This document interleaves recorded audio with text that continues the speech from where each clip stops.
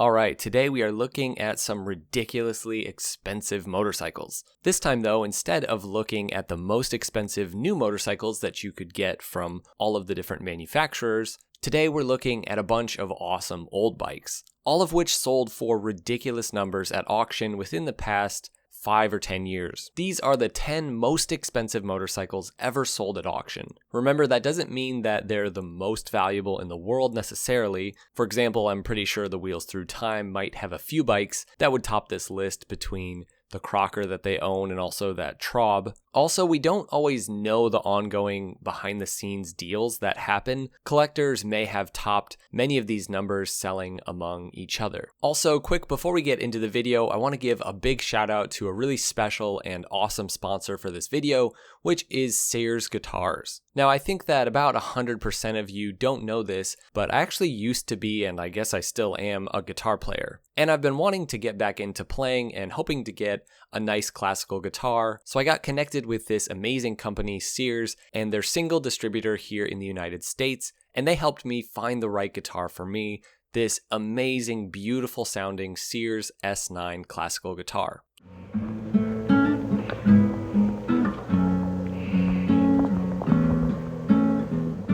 Now, on this channel, we talk a lot about quality and craftsmanship.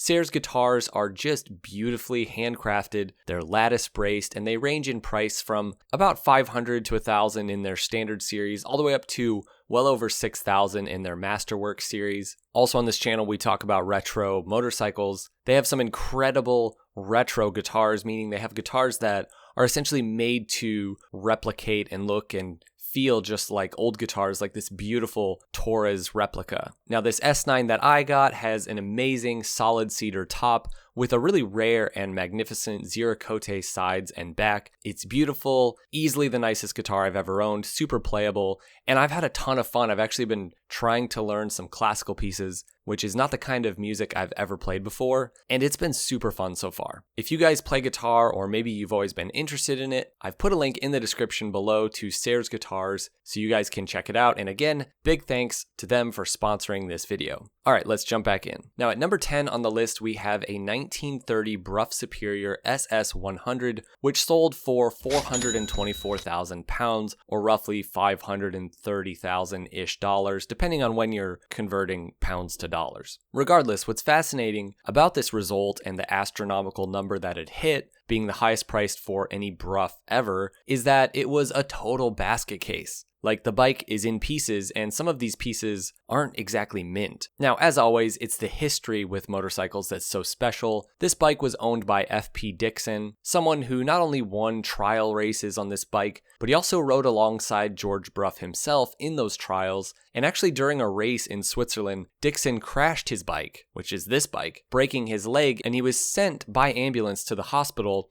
and the entire Brough team decided to follow him on their bikes, and that includes George Brough himself, and on the way to the hospital, George was hit by a car that was driving on the wrong side of the road and killed, and then Dixon himself ultimately died in the hospital of pneumonia. In very different times. And though the history tied to this bike is rather sad, it's fascinating and it's important, and that's really why this bike fetched such crazy high numbers, even though it's not a complete, and there are, many nicer, technically Brough Superiors that have sold. Number 9 on our list goes to a 1940 Crocker Big Tank, which sold for $550K back in 2019. Now, if you're not familiar with this brand Crocker, well, you're going to be, because this is one of the few brands that, for whatever reason, they really bring in crazy money at auctions. I mean, there are good reasons. Of course, they're rare, they're iconic, they have an amazing story, but so do a lot of other, even American companies like Flying Scott Squirrel motorcycles. I mean, can we show some love to the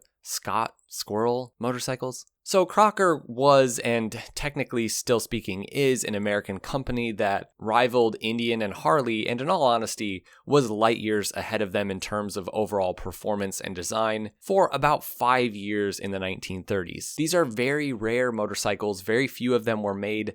I believe 64-ish in total, but every one of them was guaranteed to outperform any Harley or Indian, and if it couldn't, you would get your money back from Crocker. These really were American bikes with British level of performance. They were incredibly powerful and beautiful, honestly. They were like custom bikes in many ways. And these were the fastest motorcycles in the world in their short run. Albert Crocker was, as some have said, sort of the ultimate indie manufacturer. Now, this 1940 Big Tank is, believe it or not, one of the lower auction results from the past 4 years or so for Crocker, as we'll see a bit in the video. And I think that's because it doesn't quite look as original as some of the other examples, and it's not quite as early as some as well. Regardless, it's pretty fantastic, and 550K is not too bad. Number 8 on our list goes to the 1915 Cyclone board tracker, which sold for 551K way back in 2008, I believe. This motorcycle was, at the time, the most expensive motorcycle ever sold at auction, and if you factor in inflation,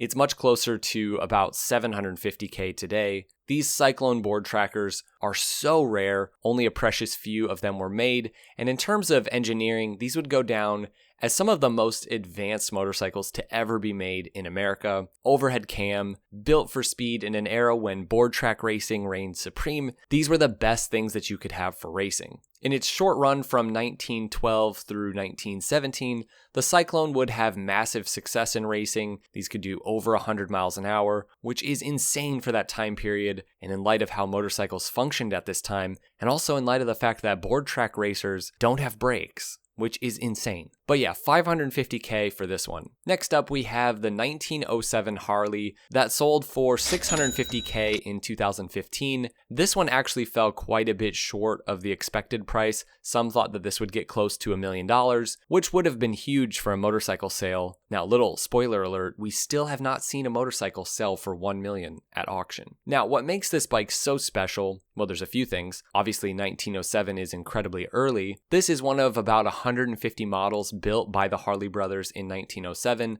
These early models were known as strap tanks because the oil and the gas tank were literally just sort of belted to the frame. This one is spectacular because it actually has 100-plus-year-old original paint. This is right before Harley would move on to making V-twins. Really anything from this era could bring in top dollars, but this one is fantastic. It's in amazing original condition, and that's what makes it so collectible. At number 6, we have another 1939 Crocker Big Tank that sold for 704K in 2019. Now, the thing that sets this Crocker and the ones going forward apart from many of the ones that were, under $500,000 in terms of auction results is the originality and the history. Crocker switched over to this big tank model in 1938, so this is a very early big tank model. And again, these Crockers were essentially custom, bespoke motorcycles straight from the factory, and that's really the reason why they're so special. Now, as we'll see, since about 2019, Crockers of all kinds have really started bringing in huge money at auction, which brings us to the 1937 Crocker that sold for 715K also in 2019, and this, as opposed to the previous Crockers, is a small tank. These are earlier models for Crocker, and like we said, they're known as small tanks. Now, the tanks have a really sleek, interesting look on these ones.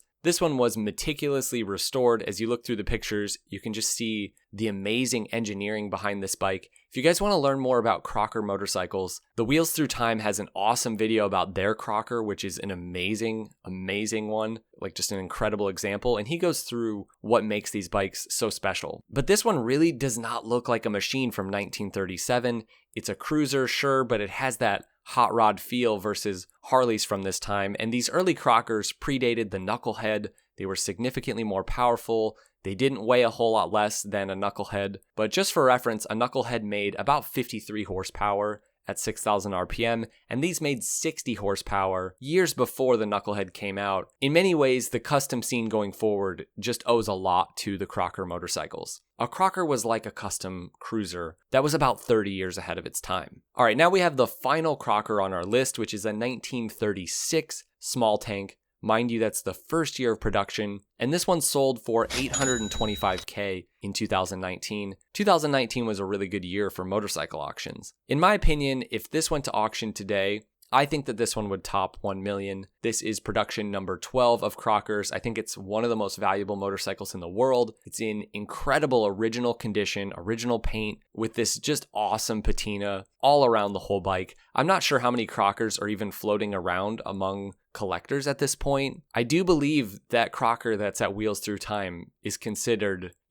maybe $1 million motorcycle. But this has to be one of the earliest, and for it to have this kind of condition, $825K almost seems too low in my opinion. But yeah, that's the most expensive Crocker ever sold, and it makes sense why. It's super early, super original, amazing patina. But yeah, let's move on to number 3. Next up, we have an ex-Steve McQueen Cyclone board tracker that sold for $852K. Now this reminds me of that CB750 that went for crazy money on Bring a Trailer because there was speculation that Steve McQueen owned it. The next time I list like some crappy motorcycle, I'm gonna put Steve McQueen owned, CB350 or whatever. But yeah, this one actually was technically owned by at least Steve McQueen's estate. It was purchased in 1984 from the Steve McQueen estate auction. So we know at the very least he looked at it every now and then. Did he ever fire it up and ride it? Probably not, as it doesn't have brakes, although I don't know if that would have mattered that much to him. Now, second on the list of most expensive motorcycles ever sold at auction goes to the 1951 Vincent Black Lightning, which sold for a whopping $929K in 2018. At the time, Steve McQueen's Cyclone board tracker had the record, and this one actually broke it by almost $100,000. This was the Black Lightning rode by Jack Arrett, I think I'm saying that right, in 1953 to set an Australian speed record. I think he was doing like over 140 miles per hour. So this is not the Raleigh free one. I don't believe that one's whereabouts is known at this point, but this is a Black Lightning. It has all the provenance and it's completely original and unrestored. Personally, I love Vincent's. I think that the Black Lightning deserves to be considered, maybe among the top 5 greatest motorcycles of all time. And with how rare and how special these machines are, not a bad investment. These ones are just going to keep going up.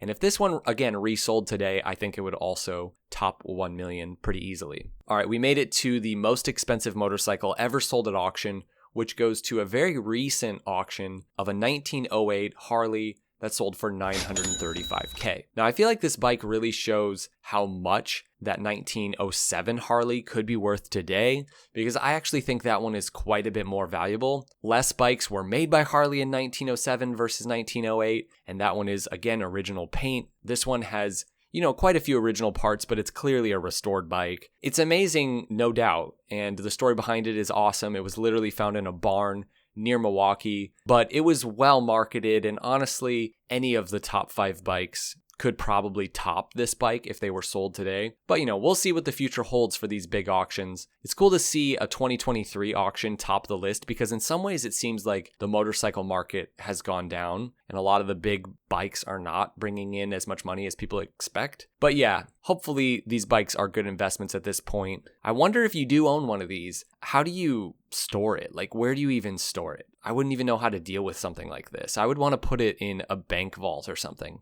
All right, guys, thanks for watching. Just for fun, let us know down below what the most expensive motorcycle is that you've ever bought. And if you owned one of these bikes, would you ride it or would you just hide it in a room? All right, guys, we'll see you in the next one. Thanks for watching. Make sure to subscribe if you enjoyed it and ride safe.